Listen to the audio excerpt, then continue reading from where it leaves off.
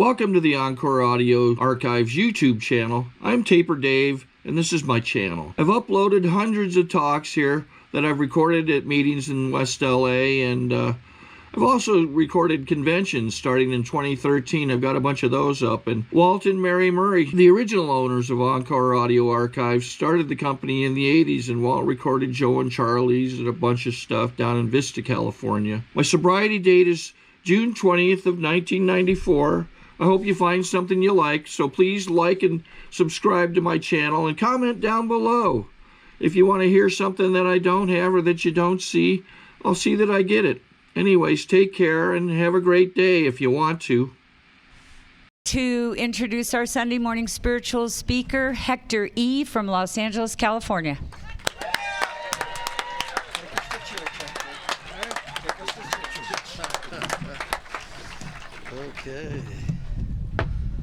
Okay. Hello, everybody. My name is Hector, and I am an alcoholic. Hi. And I apologize for the sun. I know you're really in the sun. I'm so happy to be in the shade. I want to thank the committee who asked me to come here and share in this wonderful place, especially to Sheila and Judy, who just got me here. And I want to thank Chris for being my host here. What a wonderful, wonderful, wonderful person he is.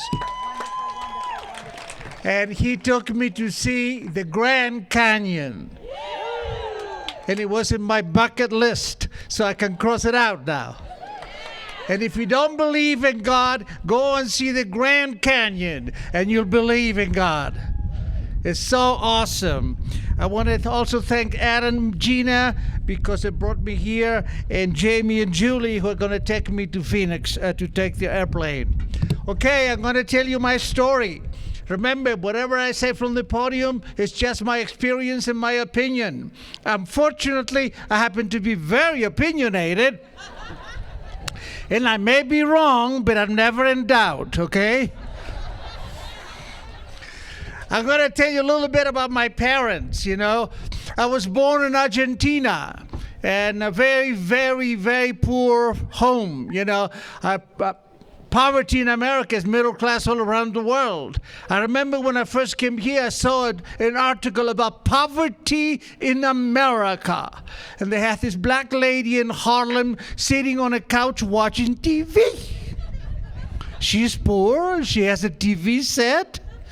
She's poor, she has a couch. And the whole article was about how bad the plumbing was. Plumbing? What the hell is plumbing? We don't have no thinking plumbing. We were poor, you know, dirt floors, an outhouse with rotten piss on the floor, you know, and a little stove. You put some wood in it. When I came here, you know, I want to tell you about my parents. They were poor, they were violent, they dressed badly, and they smelled even worse. You see, we didn't have a bathroom. And they were very, very violent. And I'm telling you about my parents, not because it has anything to do with my drinking. It's because at the end, you know, of my pitch, I'm going to tell you how I healed my relationship with them. I hated my parents. They were very, very violent. But I didn't know I was an abused child until I came to AA. Here they give you all kinds of problems, you know. I thought everybody got chained to a sewing machine. My mother used to chain me to a sewing machine. It was nothing personal, really, you know. She also chained my kid sister and the dog. She was an equal opportunity chainer. And I didn't mind that much, you know, because you sit there and daydream about masturbation, you know, when you're a little kid. Well, we didn't have cable TV in those days, okay? But what she did really, really frightened me and really marked me for the rest of my life is when I would do something mischievous, she would say, I'm not going to chase you. You had to come to sleep. So when I was sound asleep, at 1 o'clock in the morning, she would uncover me and beat me up with a shoe with a piece of wood. And I was always very, very frightened. My father was worse. He would get angry. grab a knife or a gun, and we'll run to the street in the middle of the night because he's going to kill us.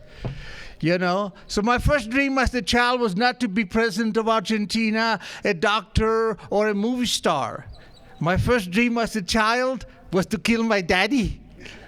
Hector, what are you going to do when you grow up? I'm going to kill my daddy with a dull razor blade. So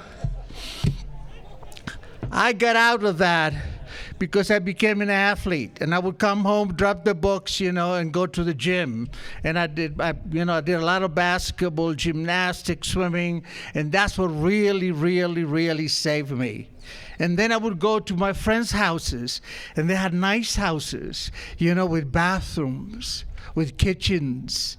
I used to go to my friend Peter's house because I want to go to the bathroom and see, the toilet and the faucets. It was like magical. And you know what I really was fascinated with? The toaster. His mom had a toaster, and they would put a piece of bread and blick, he'd come up. How magical is that? And since I was 8 years old, I knew I was coming to America. I had seen pictures of you in Life magazine. When I grow up, I'm going to go there. I like those people. They have kitchens. They have bathrooms. And I used to look at all that, in the magazines. And I said, someday I'm going to be there. And when I was 24 years old, I came to America. Oh, by the way, I came here legally, okay? So don't get any funny ideas. If you don't like my picture, you cannot call immigration. It's too late now. I've been an American citizen for 43 years. And I've been around the world. I've visited probably 20 countries. I've spoken also in many countries. And this is the best in the world. Okay? And I've been to really, really good countries like England, Ireland, France, Italy. This is the best. We have more of everything than any other place on earth. And I'm so happy to live here. And I came, and I went, this hick boy, I was 24, from a little town in Argentina, goes to live in New York, the tallest city in the world. And I remember, somebody from New York here? Wow, bless your heart. And I was in love. You see, in my little town in Argentina, there was only one building with two-story high. It had an elevator, and as children, we used to get into the elevator to go up and down until they chase us out, right? And New York is immense. It's so tall, so incredibly tall, and I fell in love with it, And at the beginning, it was very, very difficult because I couldn't understand a single word of English. See, when you come here legally, you had to pass an exam.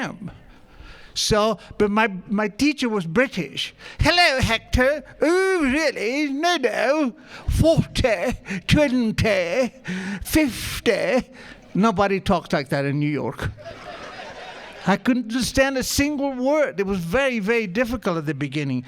But I was very much a lonely person, okay? Very much. And isolated very much. But I worked every day, even Saturdays and Sundays. And within a year and a half, I saved enough money to go to Europe. I was only 24 years old. It was 1961 in Argentina. To go to Europe for a week, your father had to be a millionaire. And this stupid little kid from Argentina, from a hick town, all of a sudden goes to Europe. And I was there for 4 months. And I visited 9 countries, and I lived on $10 a day. But when I look back, since I come from illiterate parents, I was giving myself an education.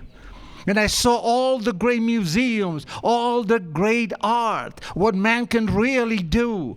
I saw Michelangelo, all the Impressionists, all Da Vinci, and wow, he changed me.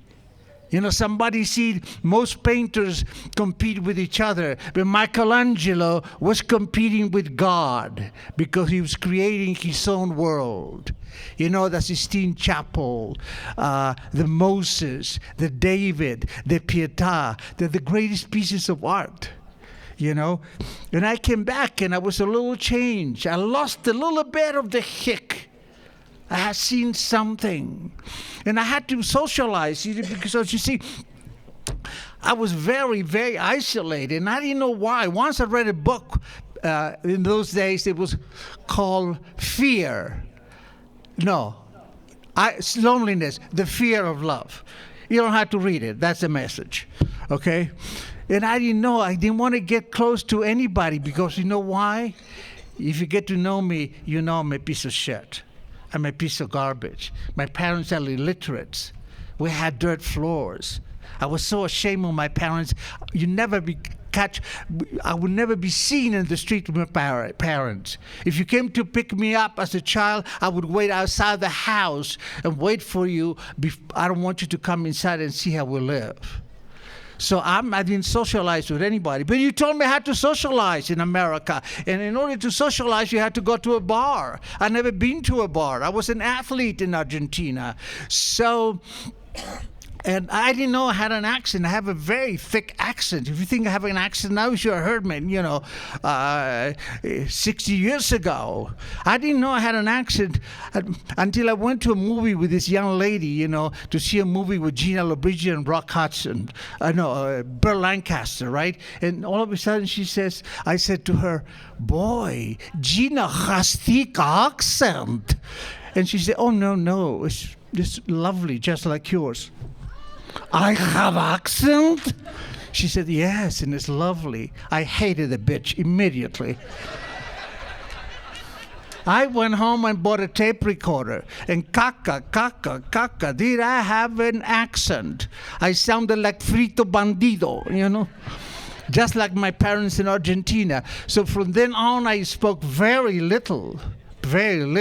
So I'm going to go to a bar to have a drink.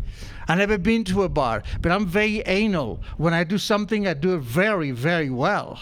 So I got into my three-piece suit from Brooks Brothers. Oh, yes, I forgot to tell you. My first dream when I came to America, I wanted to be a wasp, And I dressed in three-piece suits from Brooks Brothers, a button-down shirt.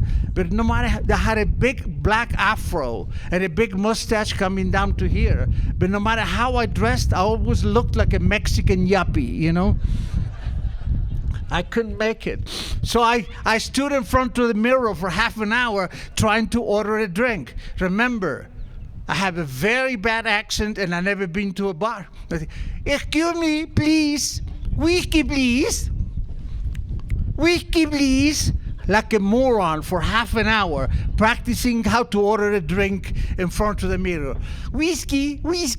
So I walked into this bar, a very shishi bar on Madison Avenue, very elegant. About 15 guys, 4 or 5 women, very well dressed. And all the guys were tall, with dark suits and dark ties.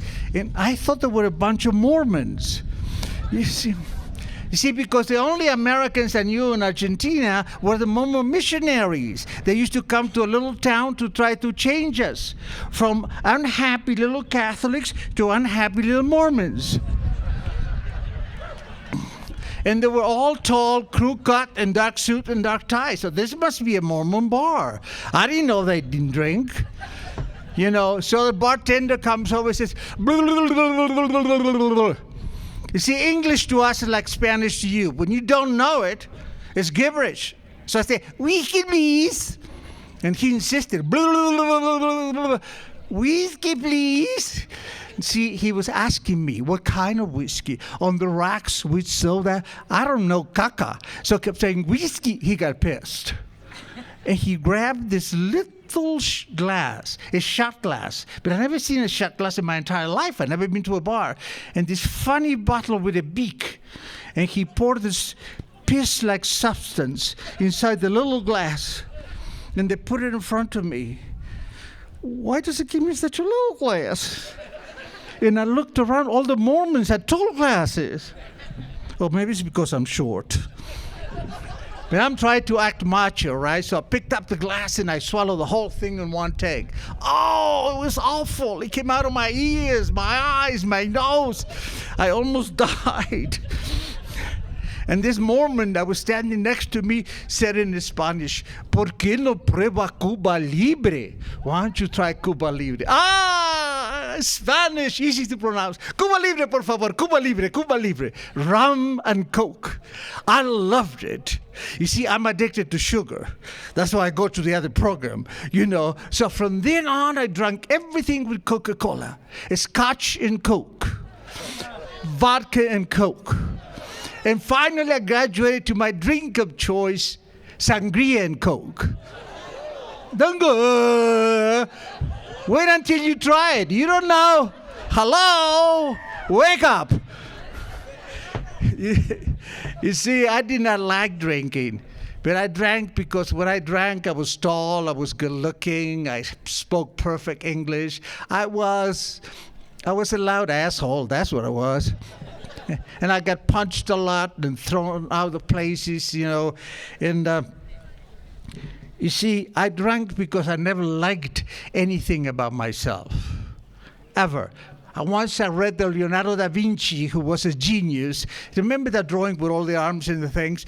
And he said, the perfectly proportioned man is 7 times the size of his head.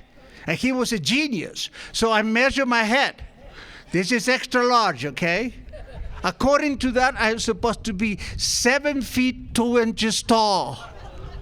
So every time I looked in the mirror, I saw this little midget with this huge head. Remember, I had an afro, right? And you see my nose? It looks like a bell pepper, right? It's not funny. I had a nose job. I'm the only person I know who looks exactly the same, before and after. It's not funny. I went home and my mother didn't realize I had a nose job. I was so pissed. And anyway, I drank more and more and more, and I became an alcoholic really, really soon, very fast. And I didn't understand it because I had achieved the American dream. I had a beautiful apartment in Manhattan, not a big apartment, like a 2.5-room apartment, a beautiful view of Manhattan. I have nice furniture from Bloomingdale, I have nice clothes, and I still felt like a piece of garbage. And I'm crawling around my apartment drunk, asking God to kill me. And I don't know why. And you told me why when I came here. You told me I was looking for a material solution to a spiritual problem. And you told me nothing. Nothing that I see with my eyes can fix my insides. Not the relationship, not the car, not the job, not the bank account, none of those things. Those things are good. And they can give you physical comfort. But the solution is on page 45 of this book. It says, lack of power, that was our problem. And then he says, well, that's exactly what this book is all about. Its main object of this book is to help you find a higher power bigger than yourself that will solve your problem. And I did not know that. And I kept accumulating more things. And I had my first suicide attempt. Don't ask me why. Maybe the doorman didn't say good morning to me, and I'm very sensitive. I'll teach him a lesson. I'll kill myself. When you say that to regular people, they go, oh my God. Only us sick people laugh at that. And I remember my first suicide attempt. I still remember it. I took about 40 pills. And this line, horizontal line, I felt was coming down. Oh, this is so peaceful. This is so good. This is wonderful. This is so peaceful. I don't have to be tall. I don't have to be good looking. I don't have to conquer New York. Of course it was peaceful. I was dying. And the phone rang. It was my friend Rudy, and he noticed I was doing something like, well, why you sound like that? And after 2 or 3 minutes, realized what I had done. He says, Hector, if you don't go to a hospital right away, I'll call the cops. And he hung up. I want to be dead, but I don't want the neighbors, know about it. Oh my God, how embarrassing. And I floated to Bellevue Hospital. And when I got there, the nurses, what happened to you? I took 40 pills. That's stupid. Why do you do that? So they popped my stomachs, and I began seeing shrinks, and I saw more shrinks and more shrinks, They couldn't help me because I never told them, the truth. And I had a second suicide attempt, And I still felt like garbage. Oh, I know what's going to help me if I become an actor. And I was going to be the greatest actor who ever lived. I was going to do Shakespeare, Richard III in London, the best Richard III they have ever seen. That's kind of difficult when you can't speak English, And I became an actor, and I did a commercial, 2 commercials, 3 commercials, 5 commercials. Oh, Hector, any idiot can do commercials. Even Joe Namath does commercials. No, Hector, you had to do theater, Hector. And God said, okay, you little schmuck, I'll show you. And God gave me this play, and this play went to Broadway, which is the most important theater place in the world. And we won all the awards. The play was Sticks and Bones by David Rabe. We won the Tony, which is the equivalent to the Oscar in the theater, and all other awards. We were the toast of the town. I was on Broadway for 9 months. We did 246 performances. And I still felt like a piece of garbage. And I don't know why. And I keep crawling around my apartment, and I get more and more depressed. And one day I came to about 2 o'clock in the afternoon. I was sleeping on the floor of my apartment. I had urinated on myself, and I sat there, and I had a moment of clarity. We all do. I had a moment. I realized what my problem was. My problem is New York. This is an unfriendly, hostile place. I had to move to a more loving, caring, nurturing place. So I moved to Hollywood. And when I got out of the airport and I took a taxi, I saw a pickup truck, with a little sign on the back that says, "Go ahead, honk again. I'm reloading." Maybe I came to the wrong place, And it was the 70s. So I was a Latino actor with an afro, and I was always playing bad guys. I was molesting women. I was selling dope. I was killing people, I've been handcuffed on TV more times than the Menendez brothers, okay? Always locked up, always handcuffed. So finally I got a movie of the week called Wanted, The Sundance Woman with Catherine Ross. You older folks remember the girl from The Graduate? Very pretty girl. It's the sequel to Butch Cassidy and the Sundance Kid. It's called Wanted, the Sundance Woman, okay? And I'm going to play a good guy. I'm going to save the girl. I'm not going to have sex with the girl, okay? It's progress, not perfection, right? But I'm going to be a good guy. And the director asked me, Hector, can you ride a horse? Can I ride a horse? I'm a gaucho from Argentina. I was born on top of a horse. I lied. So we'll get to Tucson, Arizona. We're going to film there. We're going to do the take. We do all the interior takes. Fine. Now we're going to do the exterior take. We're going to ride around the jail and save Catherine Ross. So they put me on top of the stupid animal, the horse. This is the horse. This is you. If you do it properly, it's like this. When I did it was like this.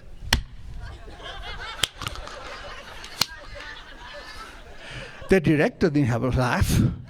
He got so angry. He said, Hector, why did you lie to me? This man and the horse are like one unit. And he made me practice for 4 hours. He wouldn't let me get off the horse. After I got off the horse, I couldn't get my legs together. In my ass was a huge blister. I couldn't sit. It's not funny, really. So I go to my hotel and I bought half a gallon of sangria, some Coca-Cola, and got pissing drunk. And the next morning I get on the set and say, "Excuse me, sir, I cannot do the take. My ass is a huge blister." He says, "Hector, we don't give a shit. You see behind you, there's 200 extras. We cannot hire them tomorrow. It had to be done today." I look behind me, 200 Mexicans on horses. If I fall, I'm dead. So the way they did it, the 6 of us principals lined up like this. They have a wrangler, right? They're holding the horse reins like this. And when they say action, the wrangler slap the horses in the ass, and we take off. Then they give me the gun. Said, "Hector, don't cock the gun and shoot only in the air, because those blanks are very, very, very dangerous, you know." So they give me the gun and I'm shaking. That wrangler's there, and I hold the gun like this, right? Then the horse goes, "Ew!" Boom. Oh my God, I shot the wrangler in the ass. He didn't think it was funny, trust me. So we do the first take, we'll go around the jail. And now we're going to do a second take, right? And the guy is holding the horse, the reins like this.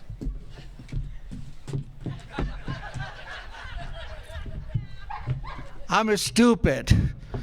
But, you know, I may be an alcoholic, but I'm not stupid, right? I cock the gun again, but I'm not going to hold it like this. I hold it like this. And the horse goes, boom.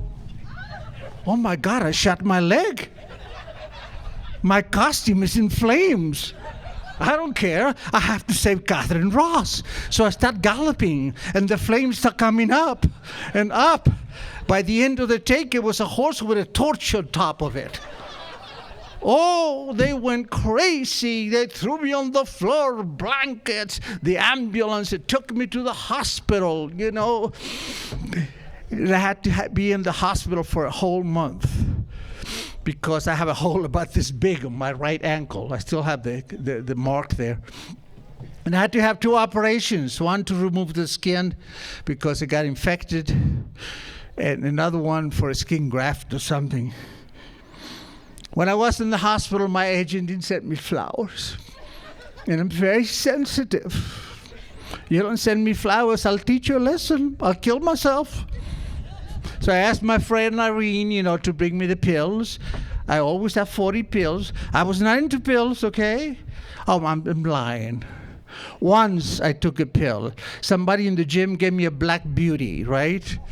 A lot of guys are going like this. A lot of junkies here, right? So they say, "Hector, if you take this, you're going to have so much energy." So I went home and I took the Black Beauty. Oh, why, Chihuahua, did I have energy? I cleaned my apartment twice in one day. I was dusting the ceilings. I was so happy.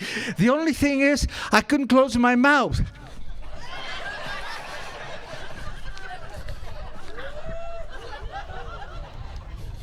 Never again.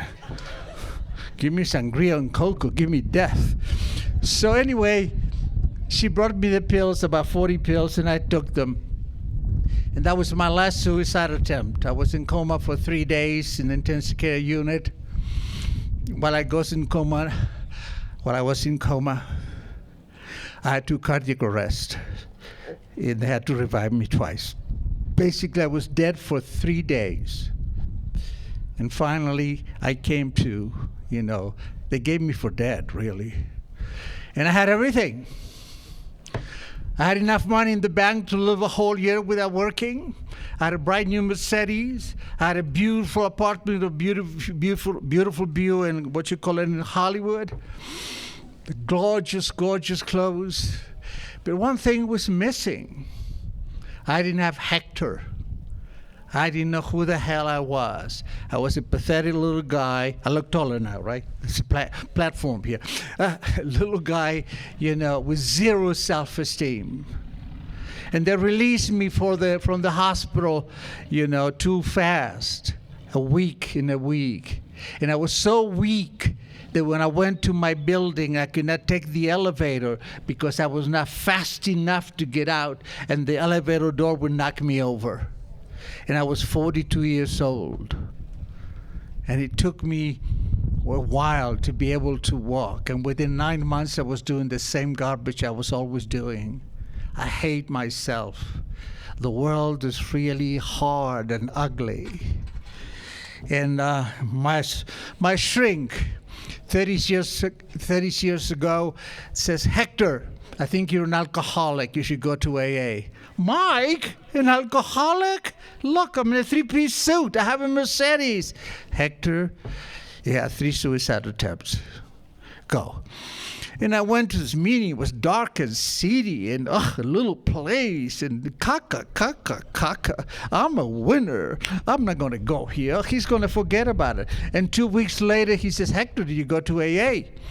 I said, "Oh, God, it's awful. It's dark. It's seedy. It smells awful. I don't want to go there." Hector, in those days, there are 1,700 meetings in LA. Now it's 2,700. He said, "Go to another one." And I walked into this meeting. It was a nice big room. Somebody was playing the piano, and the people looked happy and shiny, well-combed, well-dressed. And because somebody was playing the piano, I said, "Oh, this looks like a musical comedy. Maybe I belong here." And I've been coming here for 36 years, you know. And I do now the same things that I did when I came here. I went to 3, 4, 5 meetings a week. I have a sponsor who has 42 years of sobriety. I sponsor people. I pray, I meditate, and I have 3 commitments. And I don't do that because I'm good or spiritual. I do that because I don't want to die from this disease. In 36 years, I've seen a lot of people die in the program. They forget to make this #1 priority. I always tell the guys and some of the girls I sponsor, it's okay to give AA only 10% of your life. Make sure it's the first 10%. You see, whatever I'm doing, this comes first. Nothing comes before this. You see, and that's why I have a wonderful life. A life that I never dreamed, even my dream. You know, I'm a member of the Oscars. I've been to the Oscars. I have a beautiful home. And remember, when I came here in 1961, I had only, when I got my first job, $240. Do you know how I got all that? I worked at 2 jobs for almost 40 years. You know, I fulfilled the American dreams. But if I don't have AA, there is an emptiness inside of me that like I told you before, nothing that I see with my eyes can fix my insides. The solution is God. And at the very beginning, I had a problem with God. Because, you see, I come from a Catholic background, and I'm not putting down that religion. And my God looked like Charlton Heston, and he behaved like Leona Hemsley. He did not like the little people. So I had to find, a God that I could relate to. And I read a great deal of spiritual literature. I have 15 years of spiritual studies. And I found this definition for God that really helped me tremendously. Joel Goldsmith said, "Regardless of how high my concept of God is, it is wrong. Because it's still a concept. Eventually I have to lose all concepts and reach the consciousness, like conscious contact, the consciousness that God is. And then leave the subject alone, because with the mind, I'm never going to understand what God is." And the big books is the same thing on page 46. Even though it was impossible for any of us to fully define or comprehend that power which we call God.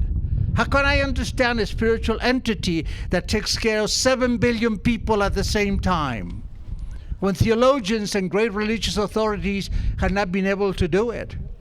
What do they call it? The mystery of God. And I did not know that. And you told me where to find God, because I thought God was floating somewhere in the sky. But the big book says, page 53. We had to fearlessly face the proposition that God is everything or else He's nothing. God either is or He isn't. And in page 55 it says, this is the book, not me. We found the great reality, God, deep down within us. In the last analysis, it is only there that He may be found. Isn't that fantastic? This is a portable God. Wherever I go, God is, because it's inside of me. And the whole purpose of the 12 steps, you see, is to really get in touch with that which is inside of us. That's why we call it an inner journey. What's an inner journey means? It's a journey from the HECTOR that I created based on fear, he thinks he lacks everything, and he thinks it's a piece of garbage, to the HECTOR that God created, which is whole, complete, and needs nothing, because everything he ever wanted is inside of him. It's from this to this. Has nothing to do with the material world. God is in the spiritual world. He's a spiritual entity, and he has to be reached through spiritual tools. Like Adam said last night, they tell us that a disease has 3 components: the spiritual, the physical, and the mental. But if we take care of the spiritual, the other 2 will be taken care of. I did not know that. You see? And I'm going to talk now about the steps. You know, people say, work the steps to achieve sobriety. 100% right. But did you notice that the word sobriety is not mentioned in 12 Steps of Alcoholics Anonymous? The word recovery is not mentioned in the 12 Steps of Alcoholics Anonymous. Not even the name of our disease, alcoholism, is mentioned in the 12 Steps of Alcoholics Anonymous. But there is one word that's mentioned 9 times. Check it out. That word is God. Alcohol is cunning, baffling, and powerful. But there is one, capital O, that has all power. Not 70%, not 90%, but all power. May you find him now. And then they list the steps. The first step says, I have a problem. My problem is not that I'm an alcoholic, is that I'm powerless. And I have told you before, the answer is on page 45. Yeah. Lack of power, that was our dilemma. Well, that's exactly what this book is about. Its main object is to help you find a power greater than yourself that will solve your problem. So that power is God. And do you know how many times God is mentioned between the 12 and 12 and the big book? 298 times. So I guess it has something to do with sobriety. And the third step says I had to turn my will and my life over to the care of God. What the hell is my will and what the hell is my life? But you know, Charlie and Joe, anybody remembers them? Thank you. I took their workshop 3 times. And they told me that my will is my thoughts. The master said it 2,000 years ago. As a man thinks in his mind, so is he. The big book agrees with that. On page 23, it says, the main problem of the alcoholic centers in his mind rather than his body. Why is that? My mind is like a mold. Whatever I put in here will be manifested in the outside, as within, as without. If I think the world is a piece of garbage and my life sucks, I will never achieve anything, I have no opportunities, guess what? That will come to pass. But I think I'm sober. I'm in AA. I live in America. Infinite possibilities. That put in here will manifest out here. And the book says, I am blocked from the sunshine of the Spirit. What are my blockages? My character defects. character defects, wrongs, our sins, they all mean the same thing. I failed to live under spiritual law.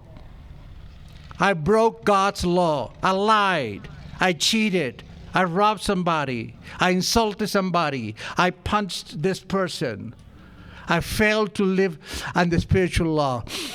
And I had to do the inventory, right?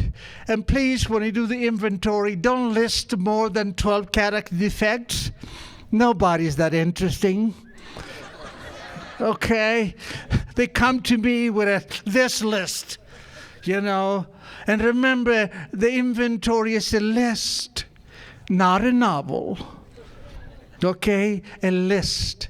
And there are 3 inventories, resentment, fears, and sex. And then we do 5, without a sponsor. And we let somebody else who know, and we discharge all this shit on this person, this man or this woman. So we have to be very careful, very caring, very kind when we hear somebody else give you his soul or her soul. This is who I am. Very gently we have to operate. Don't go like this. Very gently. I told my sponsor things that nobody knew. And I was thinking, driving to his house, I'm going to do my 5th step. He laughs when I'm saying this. I'm going to punch him in the mouth. But he smiled when I say this, I'm going out. And I did my 5th step with him, and I said, Rafi, you always say you love me.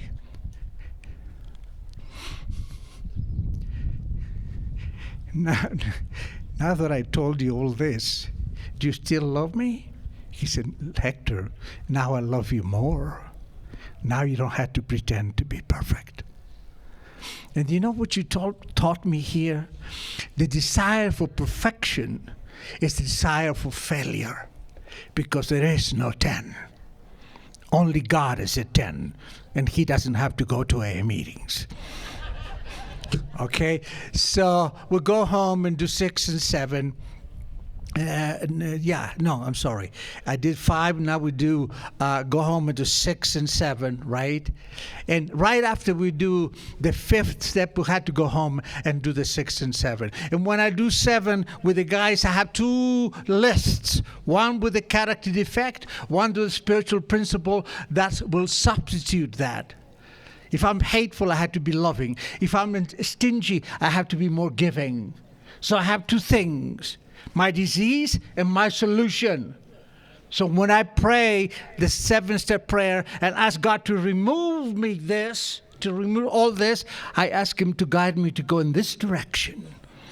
And then comes 10. 10 is our daily tool. You see, we are blocked from the sunshine of the sunshine of the Spirit. So 10 is a tool to really stay unblocked. Because that's all so that God can use me. That's all I am, the channel through which God can shine. How do I know that? For that prayer that's in the 12 and 12. God, make me a channel of thy peace. And Big Wilson said, I owe myself nothing, but the Father within does the work. I had to surrender to God. And this newcomer says something very profound. I hated him. Because somebody with 3 months say something that profound. He says, surrendering to God is not admitting defeat. It's joining the winning side. Wow. And the little schmuck had only 3 months.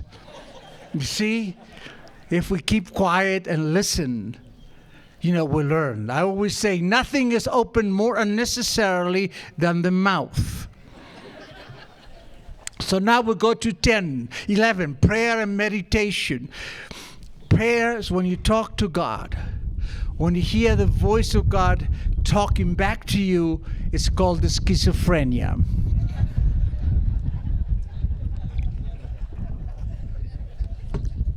The book says, pray only for God's will. I don't know what's good for me. I thought being on television, going to the Oscars, having the clothes. And I had all that stuff. And I ended up dead for 3 days in intensive care unit. So obviously, I don't know what's good for me. So God, you show me. You teach me. You guide me. So sometimes, in the morning when I get up, when I wake up, before I get out of the bed, I said, God, thank you for my life. Thank you for my sobriety. Thank you for my house. Thank you for my program. Thank you for my health. It takes me 30 seconds. Then I put my foot on the floor. See, we had to be grateful. I was taught here. Plato said, a grateful mind is a great mind that eventually attracts to itself great things. See, if I always teach people, this way, in a very simple. If I have a child, 3 years old, and I give him a quarter, you say, oh, Daddy, a quarter? And he flushes it down the toilet. Am I going to give him $1? I don't think so. So if God gives me this little job or this little apartment, thank you, God, for this. Thank you. And he's so happy. Because God loves me. Why does God love me? Because He created me in His own image and likeness. And by the way, that's in the big book. He says, He is the Father and we are His children. That's in the book. So, prayer. We pray only for find out what the will of God is. That's all.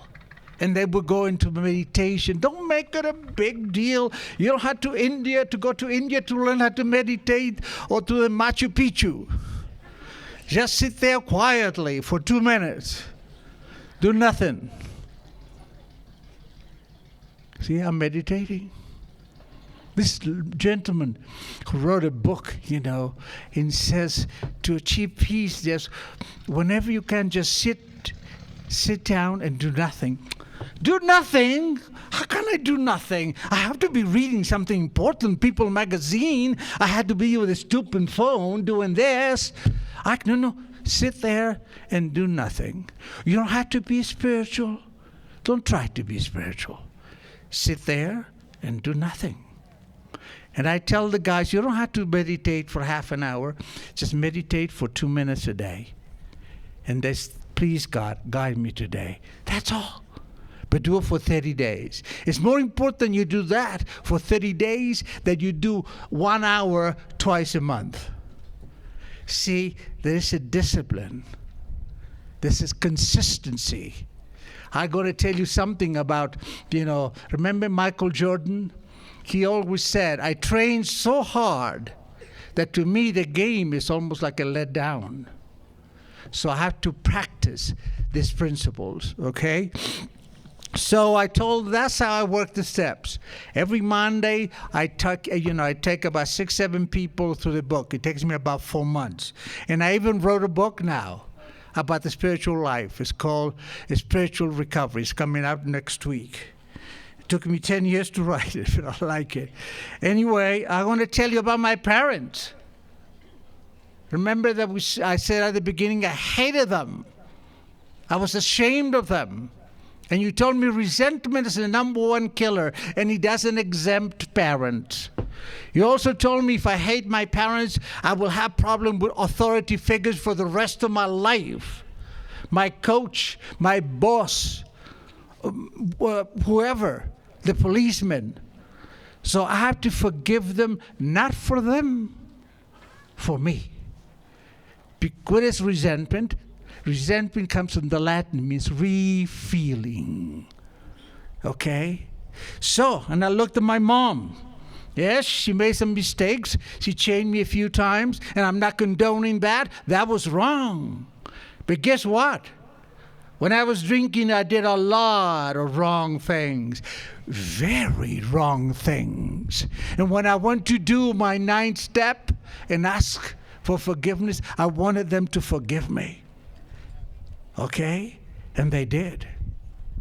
And somebody said about 2 years ago something very profound. He says, hate is too strong an emotion to be wasted on somebody you don't like.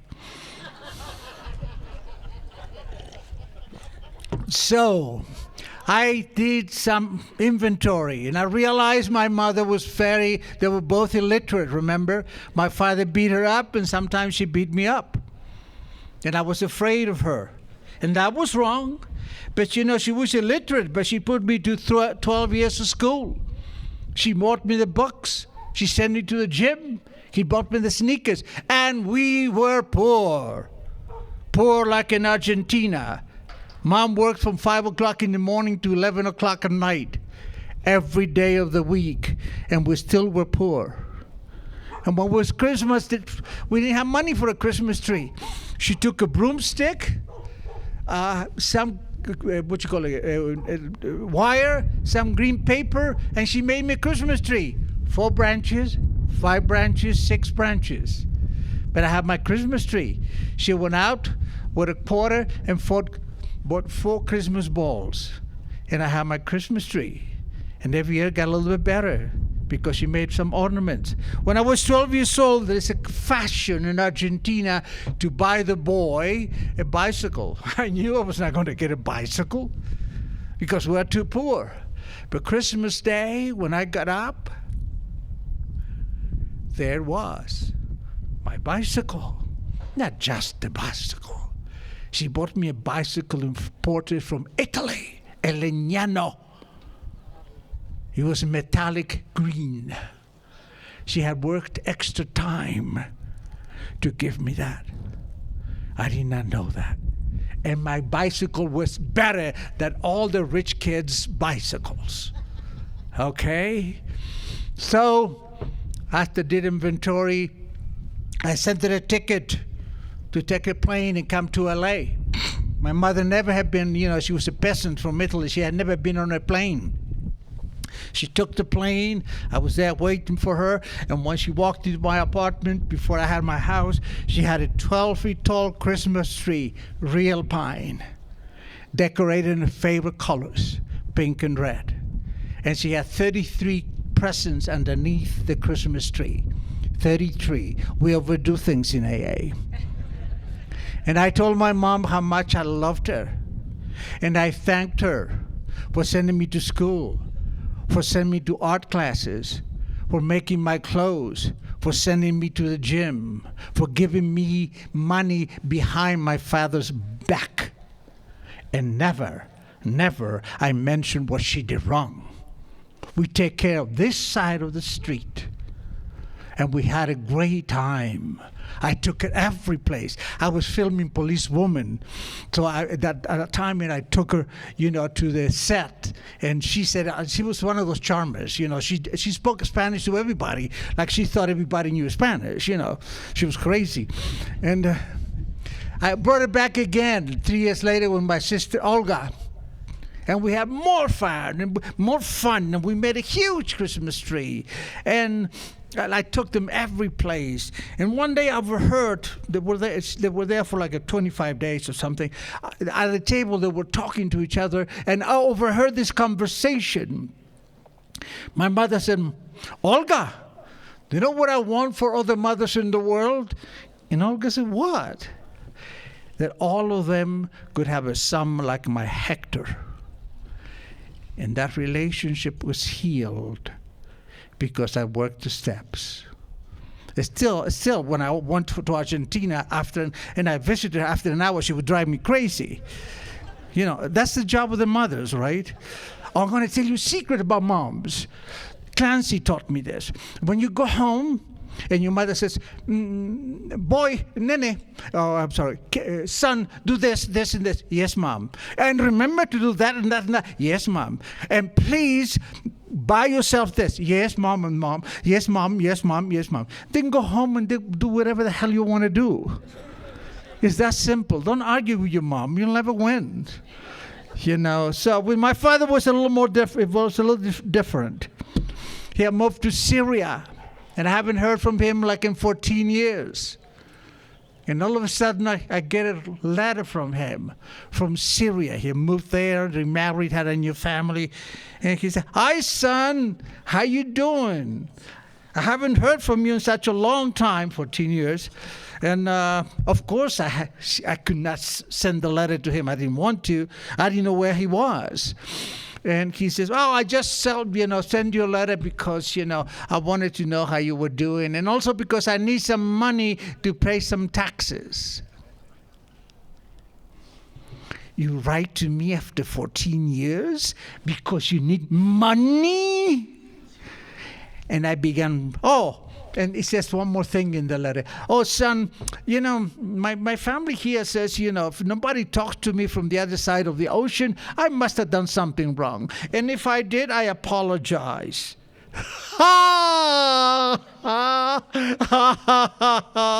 Did you do something wrong?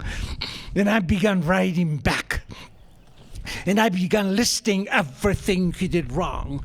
And now I am in my 3rd page. And I don't lie because I'm in an AA now, okay? So it's a long, long list. And then I made a mistake. Newcomers never do this. Never do this, newcomers. I asked an old-timer what to do. Then she says, Hector, was the lady. Hector, would you rather be right? Or would you rather be at peace? I'd rather be right. I waited for this shit for 50 years. When newcomers, be careful. They brainwash you here, okay? So I sent the letter, but I didn't send any money. But I went back to the shrink who sent me here 36 years ago.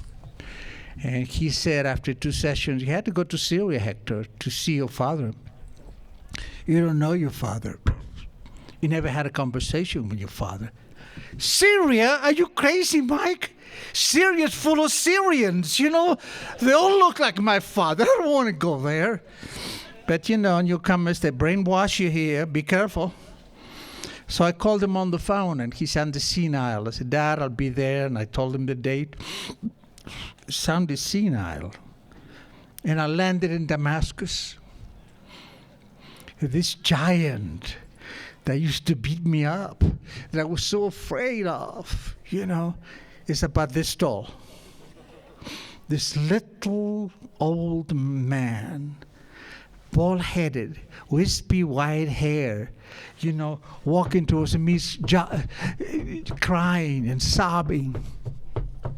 And he embraces me. And he starts kissing me all over the face. And I start sobbing. And I'm asking myself, who the hell is this man?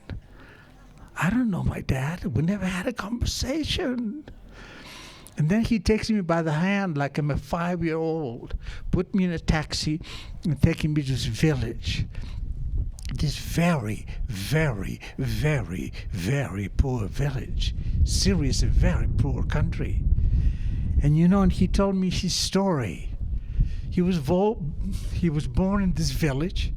His father and mother were not educated and they never went to school. They were in their teens. They had him. He grew up like a little animal in this village.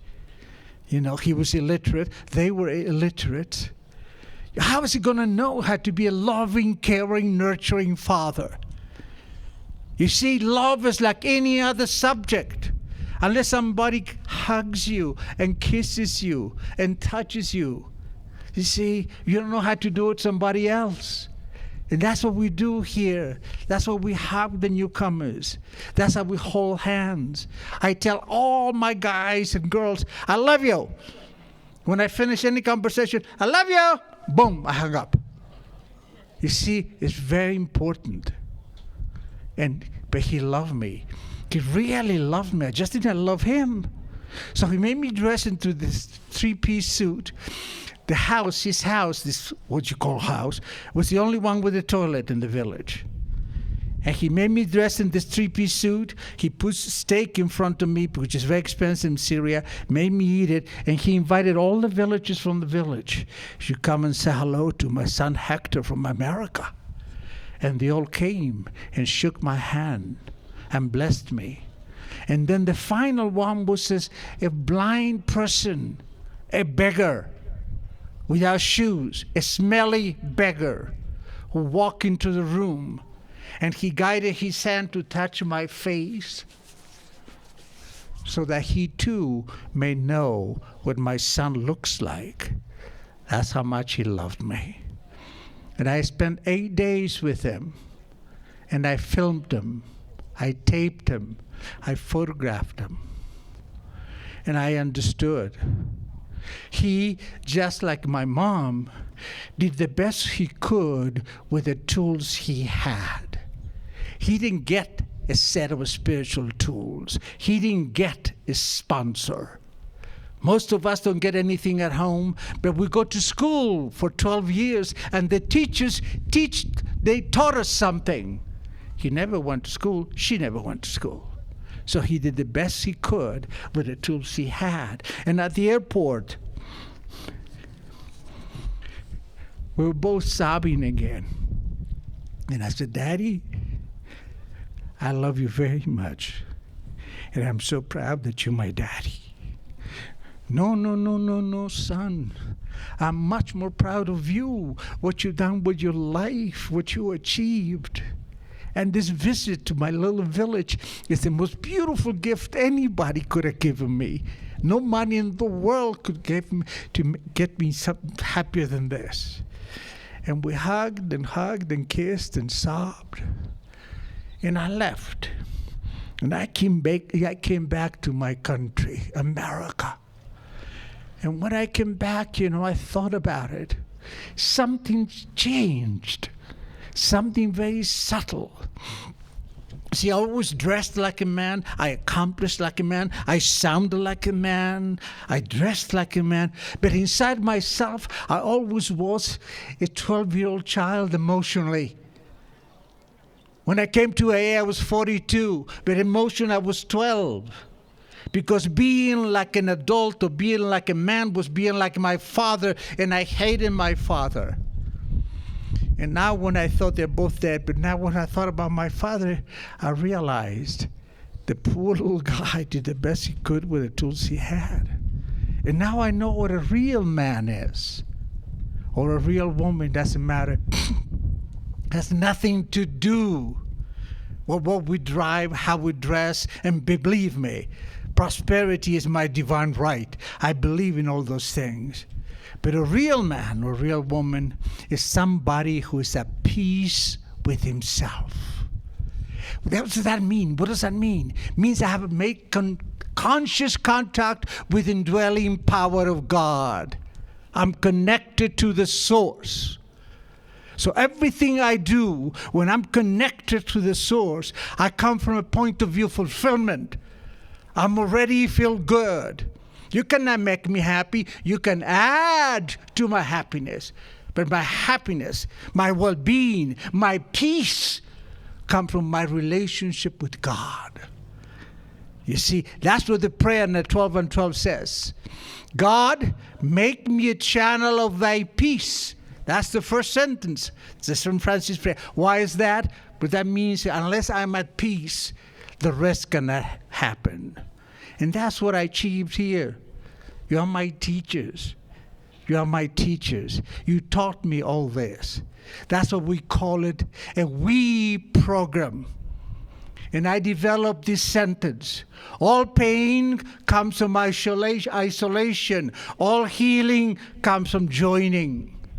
And that's what we do here. We're kindred spirits, like-minded people. And we have a command here to achieve sobriety and help somebody else. That's why we says, when everything else fails, he doesn't say go out and buy another BMW, does it? Go and find somebody to love, to care for. And why is that? Because you taught me here that the only love that really heals me is the love I give you. Khalil Gibran, the great poet who wrote The Prophet, said, the only thing we take with ourselves when we die is what we have given away. And the most important gift we can give away is the gift to ourselves. That's step 12, right? I love you and God bless you.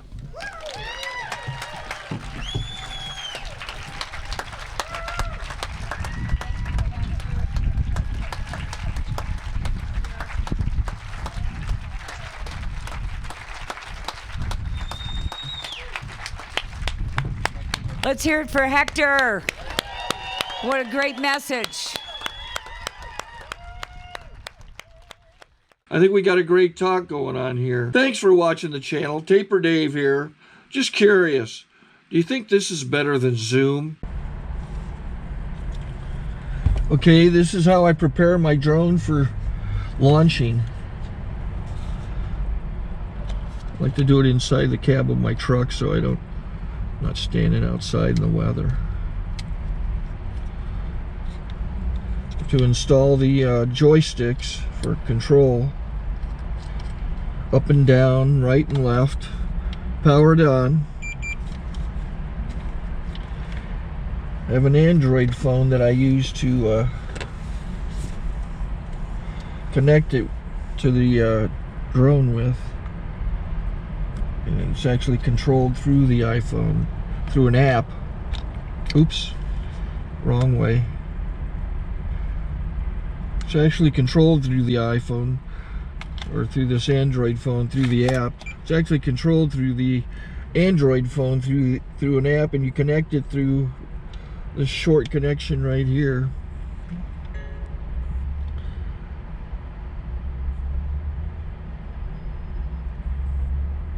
Remote control connected. Remote control's connected. So I pull out the drone. I have to extend the legs. Long legs extended first, then the short legs. Remove the gimbal protector. Set that aside, then power it on one short burst, then one long burst. I lay it down. So I have to go to calibrate. So the drone's not connected yet. It shows you here as this drone gets disconnected, even though the remote's powered on. So the drone has to establish it's connected. So I go into the app to calibration mode. First I'll calibrate the remote controller. Start calibration. Out, in, oop, out, in, up, down, and then this little wheel is to control the gimbal. So it's calibrated. Go to gimbal calibration, start calibration, and then it calibrates